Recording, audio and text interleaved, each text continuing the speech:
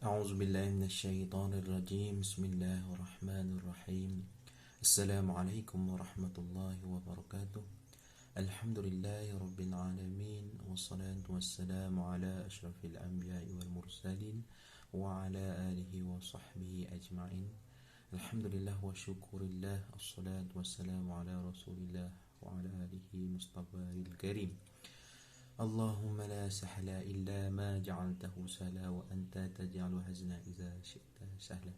Alhamdulillah, pertamanya syukur kepada Allah Subhanahu Wa Taala kerana Allah masih beri ruang kepada saya, kepada tuan-tuan untuk bersama dalam rakaman ini untuk slot yang kedua dalam tempoh PKP ini. InsyaAllah minggu ni pada hari ini saya akan sambung slot yang pertama, itu berkaitan dengan jujur dalam kitab akhlak seorang muslim, insya-Allah. Rasulullah sallallahu alaihi wasallam bersabda, "Ra'aitul lailati rajulaini atayani qalani alladhi ra'aituhu yashuqqu sadaqatu fakazzab yukzibu kizbata fatahmilu anhu hatta تبلغ الآفاق فيصنع به هكذا إلى يوم القيامة." رواه البخاري. Yang maksudnya, pada suatu malam aku bermimpi melihat dua orang datang kepadaku. Salah seorang berkata kepadaku, "Yang engkau lihat orang yang banyak bercakap itu ialah pendusta dan mengatakan kebohongan yang akan menjalar ke mana-mana. Dengan kebohongan itu dia memikul dosanya hingga hari kiamat." Tuan-tuan, kita ni bercakap bohong lagi mana, sebab kita ni bila cakap berbohong, bila berlaku suatu perkara, kita akan berbohong lagi untuk menutup kebohongan tadi. Dan Rasulullah maklum pada kita bahawa dengan kebohongan ni kita akan memikul dosanya sampai ke hari kiamat, tuan-tuan. Hari kiamat, Allahu Akbar, na'udzubillah min zalik. Minta sangat mudahan saya, tuan-tuan semua tak menjadi macam ni.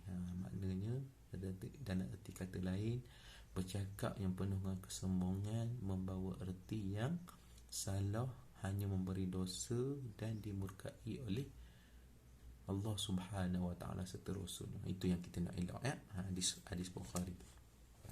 Maksud hadis ini ialah kebanyakan pemimpin bercakap bohong terhadap rakyatnya kerana mereka banyak bercakap. Rasulullah SAW juga bersabda yang bermaksud 3 golongan manusia yang tidak akan masuk syurga, iaitu orang tua yang melakukan zina, pemimpin yang berdusta dan orang miskin yang sombong. Tuan-tuan, Allahu Akbar. Itulah kadang-kadang kita doa daripada Allah, mudah-mudahan ahli politik sekarang ni bila bercakap tu dia laksanakan apa yang dia cakap, dia laksanakan apa yang dia janji, dia buat apa yang manifesto yang dia rangkakan itu. Sebab kita bimbang kebanyakan yang bila kita bimbang bahawa setiap kali bercakap, berjanji semua sekali tu hanya untuk meraih undi. Kita bimbang. Itu satu dosa. Sebab cakap ini itu, insya-Allah bila saya menang ini sekian-sekian saya akan buat jalan dan sebagainya. Tapi bila dah menang, jalan pun tak ada, usaha nak buat jalan pun tak ada. Itu kita bimbang. Tak kira lah kita daripada ahli politik mana, yang penting kita cakap apa yang kita nak. Itu yang penting. Allah Subhanahu Wa Taala ada pesan dalam surah, lupa dah surah apa, surah As-Saff, la taqulu lima, Allahu Akbar, lupa dah ayat dia. Bismillahirrahmanirrahim. Lebih kurang itulah maksud dia. Kita ni kalau boleh jangan tak buat apa yang kita cakap. Maksudnya kita ni kadang cakap saja, buatnya tidak. Allahu Akbar. Buat saja, cakap saja. Maksudnya kita cakap saja, buatnya tidak. Allahu Akbar, na'udzubillah min zalik. Itu yang kita bimbang tu. Itu yang kita bimbang. Makna Allah Subhanahu Wa Taala murka pada orang yang cakap saja, buat yang tidak. Mana ibarat nanti kata lain, cakap tak sepu bikin. Itu kita bimbang. Itu ciri-ciri kebohongan yang ada dalam jiwa kita, yang ada dalam diri kita. Kalau boleh kita eloklah. Allah Rasulullah sallallahu alaihi wasallam juga Bersabda, ada 3 golongan tuan-tuan yang tidak akan maksudnya dia tak akan merasai langsung syurga, tidak akan masuk syurga. Pertama, orang tua yang melakukan zina. Allahu Akbar. Bukanlah dalam erti kata lain zina tu boleh untuk orang muda, tak boleh, haram tetap haram. Cuma ni bila kita ni dah tua tapi masih lagi melakukan zina, itu adalah satu benda yang tak sepatutnya berlaku. Tak sepatutnya berlaku. Sebabnya bila kita ni dah tua, sepatutnya walaupun kita ni ibaratnya kurang di sudut agama, waktu kita faham, kita patut kita rasa malu kerana mungkin kita ada anak, kita ada cucu, kita rasa malu dengan suasana kehidupan kita. Tak apalah, mungkin awak tak ke surau, mungkin awak tak orang yang bukan selalu ke masjid dan sebagainya, tetapi awak jaga akhlak. Kita dah tua, umur dah tua, kabar kata orang tua-tua tak payahlah buat perkara yang tak molek tu. Ini kan pula awak melakukan zina, na'udzubillah. Rasulullah pesan tak akan masuk syurga, tuan-tuan. Sebabnya apa? Sebabnya kalau kita ni masih muda, ialah masih muda, tak tahu umur banyak ke tidak, tetapi bila kita masih muda, kita masih lagi ada ruang untuk bertaubat kepada Allah Subhanahu Wa Taala. Yang kita bimbang daripada muda, sebab bila kita bawa perangai yang tak baik daripada kepada tua ni, kadang-kadang kita bawa pada muda. Bila dah umur lebih pada 40 tahun masih tak berubah, tak mustahil perkara tu akan bawa sampai ke tua. Dan kita yang kita bimbang dah tua-tua masih lagi melakukan zina. Allahu Akbar. Kita bimbang kita tak sempat bertaubat dan Allah campakkan kita ke neraka jahanam. Yang pertama. Yang keduanya, pemimpin yang berdusta, tuan-tuan. Pemimpin yang berdusta. Allahu Akbar. Kita takut sangat. Tak kira lah kita ni pemimpin di satu kawasan, di komuniti, ataupun kita ni pemimpin di kampung kita JKK, tempat dan sebagainya. Nak tak nak, kalau rasa kita tak mampu, jangan kita berjanji. Dan kalau kita bercakap, kalau boleh kita capat, kalau boleh kita janji tu kita tunaikan. Itu yang penting. Walaupun awak cakap atau cakap benda kita nak buat gini, tapi kita tak mampu, hakikatnya tak mampu, tapi kita nak bercakap juga, sebab supaya orang mampu pilih kita dan sebagainya. Allahu Akbar. Nampak mulia lah, nampak mulia di sisi manusia, tapi sebenarnya hina di sisi Allah Subhanahu Wa Taala. Itu yang kita bimbang. Dan yang terakhir sekali adalah orang miskin yang sombong. Orang miskin yang sombong, tuan-tuan. Nak kata mudahnya awak tu dah lah miskin, menyombong pula. Allahu Akbar. Sepatutnya orang miskin ialah orang yang bersyukur pada Allah Subhanahu Wa Taala, sebab Allah uji dia dengan sedikit kemestian, kekurangan harta. Dan jika dia betul-betul bersabar, insya-Allah Allah akan beri rahmat kepadanya. Itu berita gembira bagi orang yang bersabar, tuan-tuan. Allahu Akbar. Astaghfirullahaladzim. Nauzubillah. Mudah-mudahan kita mampu untuk jaga kita punya diri kita, akhlak kita. Jauhkanlah diri kita ni tergolong dalam 3 golongan yang tak akan masuk syurga, yang diperkatakan oleh, yang disabdakan oleh Rasulullah sallallahu alaihi wasallam. Nauzubillah. Mudah-mudahan kita dijauhi oleh Allah Subhanahu Wa Taala. Jangan sesekali melakukan pembohongan dalam agama Allah dan berkata sesuatu yang tercela, terutama berkata sesuatu yang tidak pernah dikatakan oleh Rasulullah sallallahu alaihi wasallam, atau sesuatu yang tidak pernah difirmankan oleh Allah Subhanahu Wa Taala.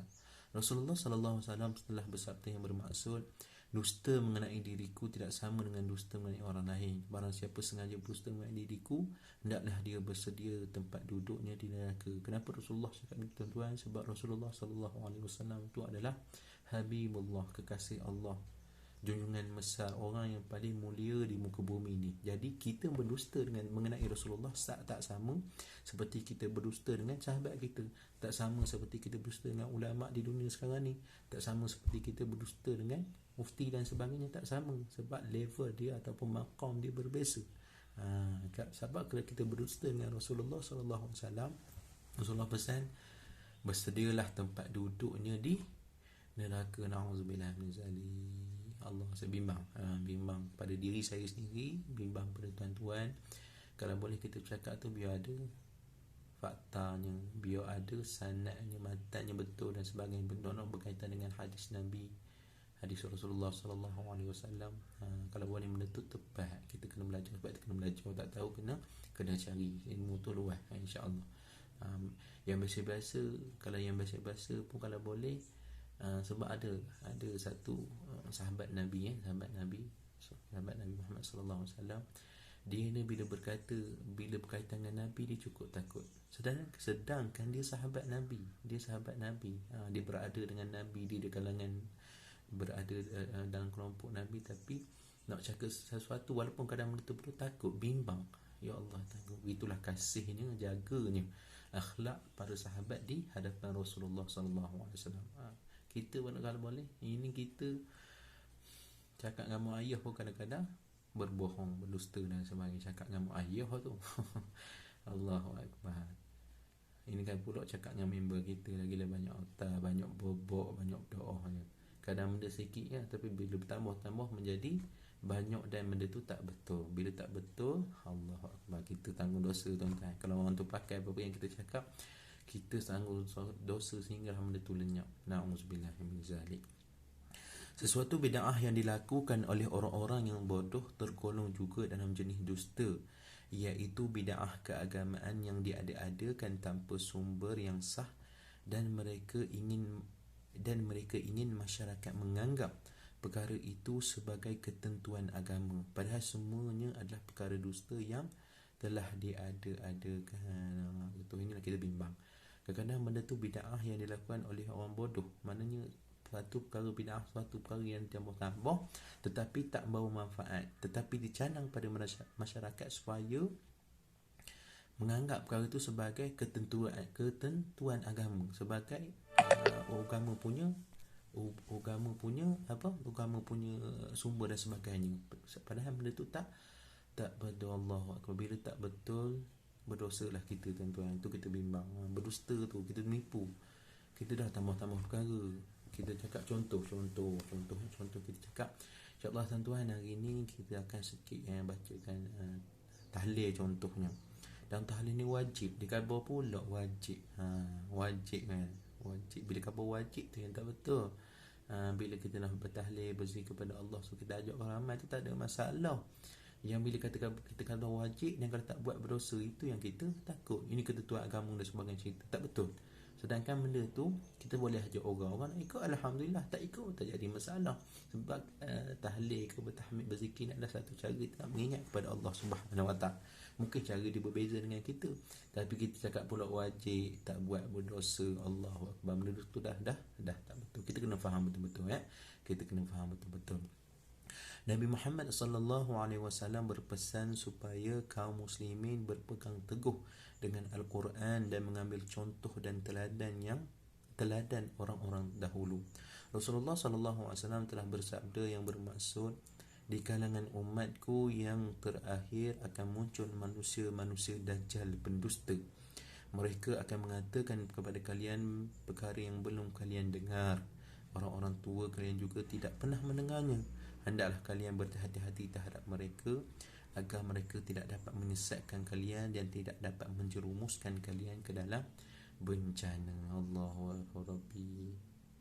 Akan datang pada kita satu golongan ni yang dia cakap suatu auta bid'ah, perkara yang tak pernah kita dengar. Bahkan ayah kita pun tak dengar, bahkan atuk kita tak pernah dengar perkara tu, tapi tiba dia cerita pada kita gini, hakikat gini sebagainya. Banyak sangat benda tak betul. Bila berlaku macam tu, tuan-tuan, Rasulullah pesan kepada kita supaya kita berhati-hati, supaya mengelakkan kita daripada terjumus ke dalam bencana. Wallahu a'lam. Mungkin dahsyat, mungkin boleh merosakkan umat, boleh merosakkan komuniti dan masyarakat serta sebagainya. Itu kita bimbang, tuan-tuan. Mudah kita elaklah. Abdullah bin Amir meriwayatkan sebagai berikut, دعتني أمي يوم ورسول الله قاعدا في بيتنا فقال تعالى أعطاك فقال صلى الله عليه وسلم ما أردت أن تعطيه قالت أردت أن أعطيه تمرا فقال لها أما أنك لو لم تعطيه شيئا كتبت عليك كذبة. رواه Abu Daud. Maksud dia, pada suatu hari ibuku memanggil-manggilku dan ketika itu Rasulullah sallallahu alaihi wasallam sedang duduk di rumahku. Ibu bertanya kepadaku, mari ke sini, aku akan beri kepadamu sesuatu. Rasulullah sallallahu alaihi wasallam mendengar lalu bertanya kepada ibuku, apa yang hendak engkau berikan kepadaku? Ibuku menyahut, akan kuberikan buah kurma. Jawapan ibuku itu ditanggapi oleh Rasulullah sallallahu alaihi wasallam dengan ucapan, jika engkau tidak memberikan sesuatu kepadanya, maka tercatat satu dosa kebohongan atas dirimu. Allahu Akbar. Nampak perkara ni sekecil-kecil perkara, nampak tak? Itulah hebatnya, telitinya Rasulullah sallallahu alaihi wasallam. Maksudnya kita nampak biasa je. Adik mari sini kejap. Umi nak beri sesuatu ni. Lepas bila Rasulullah dengar saja, tanggapan dia, jika kita tak beri, dah tercatat satu kebohongan dalam diri kita. Maknanya Rasulullah dah terbiah pada diri kita bahawa walaupun perkara tu sekecil-kecil perkara, kena kita ambil berat dan kita kena tunaikan supaya tak menjadi amalan kebohongan itu sebagai satu kebiasaan. Itu yang kita bimbang tuan-tuan. Kita bimbang sangat-sangat. Kita bimbang sangat. Mudah-mudahan kita mohon kepada Allah Subhanahu Wa Taala supaya Allah Subhanahu Wa Taala memberi ruang kepada kita, teguh meletakkan hati kita berdoa kepada Allah. Allahumma sabbit imanana, maknanya tetapkan iman kami, wa ahsin a'mala, dan cantikkanlah amalan kami, supaya kita ni dielakkan oleh Allah, oleh diri kita sendiri daripada melakukan perkara-perkara yang boleh merosakkan amalan kita. Kita berbohong. Kadang-kadang kita ni manusia suka sangat berbohong. Allahu Akbar. Kadang-kadang memang nampak main-main, kan, suka membawa sebagai banyak, tapi sebenarnya itu kita dah melatih melatih diri kita sikit-sikit supaya bercakap bohong. Itu yang kita bimbang, kita takut sangat. Allah Rabbil Karim. Kita mohonlah pada Allah Subhanahu Wa Taala supaya Allah letakkan hati kita. Abu Hurairah radhiyallahu anhu meriwayatkan bahawa pada suatu hari Rasulullah sallallahu alaihi wasallam bersabda, "Man qala li sabi ta'ala haka summa lam yu'tihi fahiya kizbah." Rawahu Ahmad bin Hanbal. Barang siapa yang berkata kepada anak, mari ini untukmu, kemudian dia tidak memberikan sesuatu kepada anaknya, maka ucapan itu adalah bohong.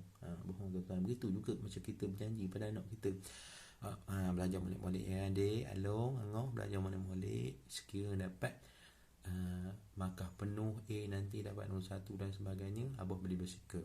Contoh, abah beli basikal.